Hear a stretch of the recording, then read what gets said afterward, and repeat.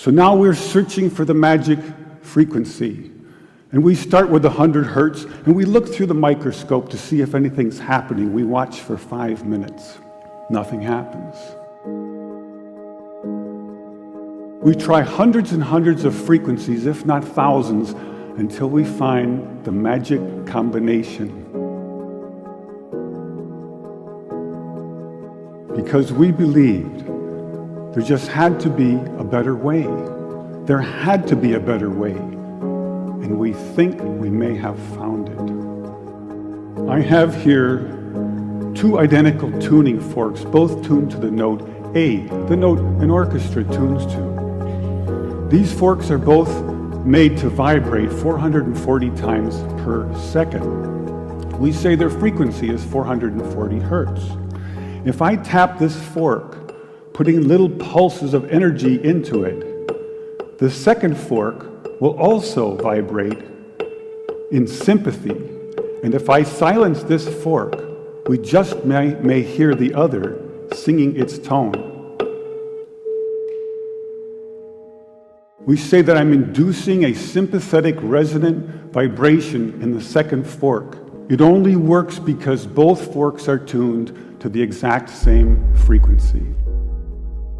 Now, many of us have seen this very charming young man on the internet who shatters crystal glasses with his powerful voice.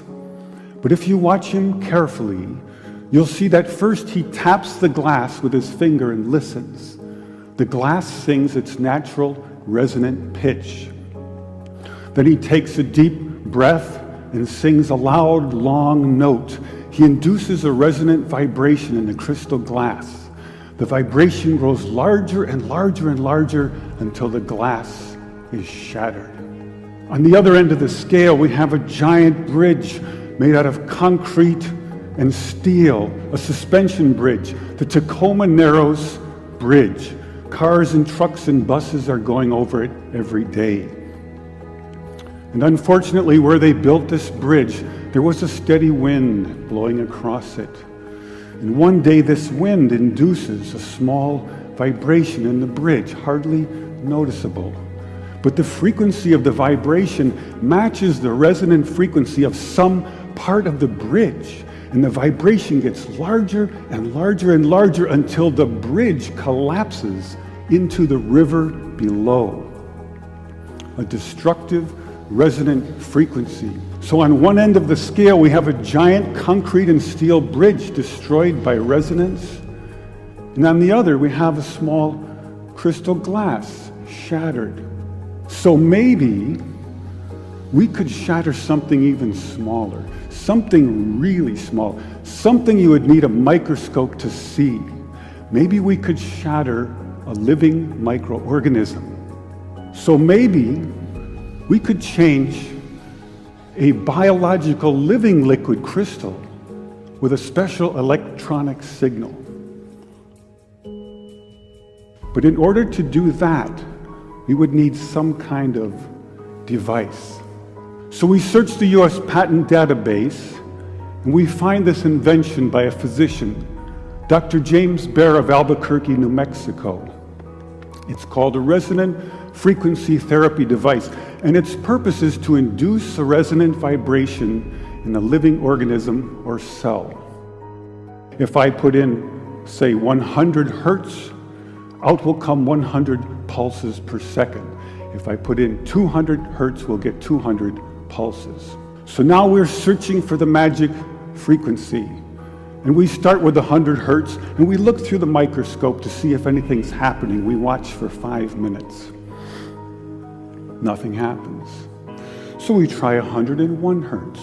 We look through the scope for 5 minutes, and nothing happens.